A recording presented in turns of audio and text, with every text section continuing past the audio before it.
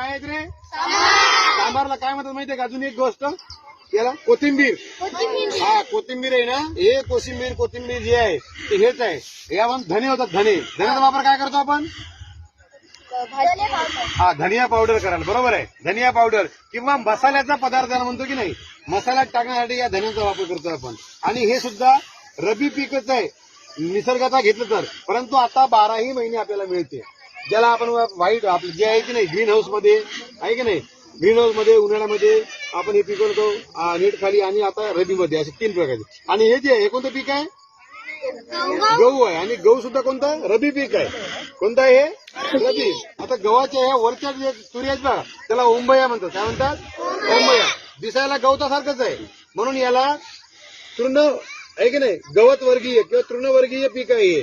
जसं ज्वारी आहे, बाजरी आहे, त्यानंतर मका आहे आणि गहू आहे. हे सगळे तांदूळ आहे, हे सगळे गवत वर्गीय आहेत. आणि त्यातला हा ज्याला जे तुरी आहे त्याला ओंबया म्हणतात. या ओंबयामध्ये गहू दाणे भरतो आणि त्याला काढतो आपण. आणि हा सुद्धा रबी पीक प्रकार आहे. रबी सोडून बाकी कोणत्याच ऋतूमध्ये हा पीक येत नाही. हिवाळ्यामध्ये येणाऱ्या पिकांना काय म्हणतो आपण? रबी. आणि पावसाळ्यात घेतो त्याला खरीप. आणि उन्हाळ्यामध्ये पिकं घेतो त्यांना म्हणतो आपण उन्हाळी पीक. आता उन्हाळी पीक आपण घेतो, आपण आता भुईमुंग घेतो, उन्हाळ्यामध्ये ज्वारी घेतात लोक आजकाल, तीळ घेत येतात सध्या, तर हे सगळे उन्हाळी पीक आहेत.